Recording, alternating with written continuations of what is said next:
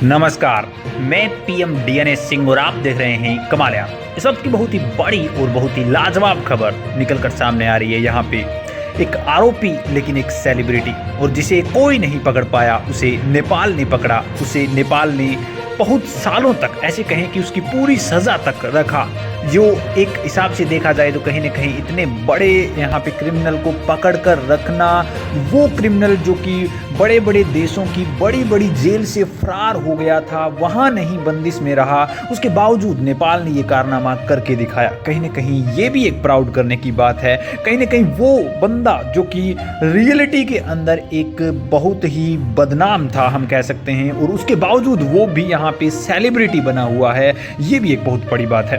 दोस्तों, इस बंदे के बारे में, नेपाल के इस कारनामे के बारे में सारा यहाँ पे विस्तार से जानेंगे, तो वीडियो के अंत तक बने रहिए। और अगर आप चैनल पे नए हों तो चैनल को सब्सक्राइब करके बेल आइकन दबा लीजिए ताकि आपको अगला अपडेट भी सबसे पहले मिलकर। चलिए वीडियो को शुरू करते हैं। दोस्तों, मैं बात कर रहा हूँ एक कुख्यात गैंगस्टर की, जिसका नाम है चार्ल्स गुरमुख, यहाँ पे सोबराज, और ये यहाँ पे होचंद भवनानी के नाम से भी जाने जाते हैं, जिनका जन्म हुआ था 6 अप्रैल 1944 को। एक फ्रांसीसी सीरियल किलर के रूप में उभर कर आए वो, और उनको यहाँ पे देखा जाता था एक नज़र से, धोखेबाज की नज़र से, चोर की नज़र से। और जब यहाँ पे 1970 का दशक चल रहा था, उस दौर के अंदर एक ऐसा कुख्यात था वो कि दक्षिणी एशिया के अंदर हिप्पी ट्रेल पर यात्रा करने वाले जो पश्चिमी पर्यटक होते हैं, उनका शिकार करना उनका पेशा था।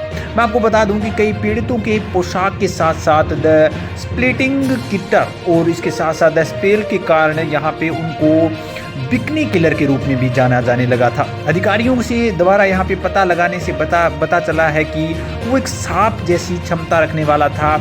हर एक जेल से भाग जाता था, हर एक यहाँ पे पुलिस वाले को चौकन्ना कर देता था, या कर ऐसे कहें कि चकमा दे देता था, भाग जाता था।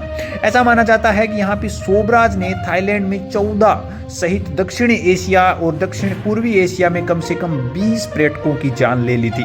उन्हें 1976 से 1997 तक भारत में यहाँ पे दोषी ठहराया गया और जेल में डाल दिया गया।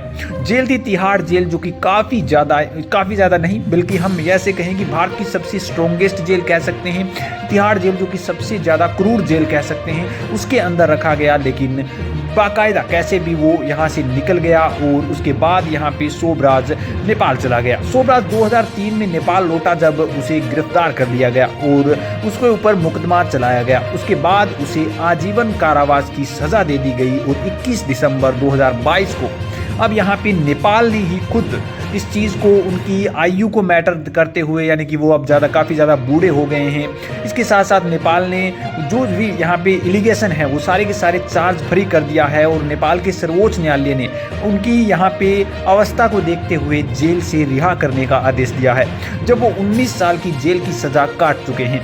आपको बता दूं कि ये 19 साल की जो सज़ा है वो एकदम प्रॉपरली उन्होंने उनकी जेल में काटी है। वो तोड़ नहीं पाए, उन्हें वो छोड़कर भाग नहीं पाए, ऐसे कह सकते हैं। और 23 दिसंबर को उन्हें रिहा कर दिया गया है और वापस फ्रांस भेज दिया गया है।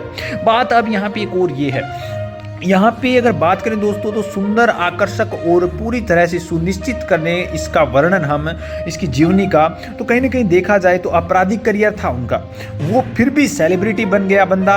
हासिल किया उसने कई ऐसे जो यहाँ पे हम कहेंगे इंटरटेनमेंट शो आते हैं, जैसे मूवी आती हैं, जैसे एपिसोड्स आते हैं, उस तरह की उनकी जीवनी के अंदर 4 यहाँ पे सोबराज की जीवनियाँ हैं, 3 वृत्त चित्र हैं, और कई ऐसी आर्ट्स हैं, चार्ट्स हैं, जिसके अंदर भारतीय फिल्म के अंदर भी उन्होंने कई बार यहाँ पे अदाकारी के अंदर उन्हें फिल्माया गया है, जो कि यहाँ पे नेपाल का जिक्र लाता है। नेपाल की यहाँ पे क्वालिटी का पता चलता है कि कहीं ना कहीं जो चीज़ करके दिखाते हैं ये, जो इतने बड़े कुख्यात गैंगस्टर को पकड़ सकते हैं, उसके बाद वो रख सकते हैं, मेंटेन कर सकते हैं, हैंडल कर सकते हैं ऐसी चीज़ों को, वो भी कहीं ना कहीं दिखाता है। अब यहाँ पे दोस्तों बात करते हैं इनकी, तो ये अब छोड़ दिए गए हैं। नेपाल ने कह दिया है कि हम नहीं रख सकते, जिस प्रकार के हमारे कानून हैं उसके हिसाब से हमने उन्हें सज़ा तो दी थी पूरी, यहाँ पे कहें कि उम्र कैद की सज़ा सुनाई थी। लेकिन अब जब हम कहें कि एक कैदी अच्छे से रहता है, अच्छे से बिहेव करता है और उसकी उम्र मेंटेन देखते हैं, तो उसके हिसाब से हम छोड़ देते हैं उन्हें। कुछ उसी अंदाज के आधार पर नेपाल अब उन्हें रिहा कर दिया है और नेपाल ने उन्हें अपने देश के अंदर भेज दिया है। अब यहाँ पे मुझे नहीं लगता कि ये ऐसा कुछ करेंगे, क्योंकि अभी उनकी उम्र भी हो चुकी है और इसके साथ साथ दोस्तों ये अब करना भी नहीं चाहेंगे ऐसा, क्योंकि अब ये इतने सालों तक जेल में रहे हैं तो अब कुछ तो आज़ाद रहना ही चाहेंगे। दोस्तों आपकी क्या राय है इसके बारे में, अपने विचार कमेंट सेक्शन में जरूर लिखिए। चलिए आज के लिए दिन रखते हैं, आगे कोई नया अपडेट मिलता है तो फिर आपके सामने हाजिर हूं। तो वीडियो को लाइक कीजिए, शेयर कीजिए और अगर आप चैनल पे नए हों तो चैनल को सब्सक्राइब करके बेल आइकन दबा लीजिए ताकि आपको अपडेट भी सबसे पहले मिल सके।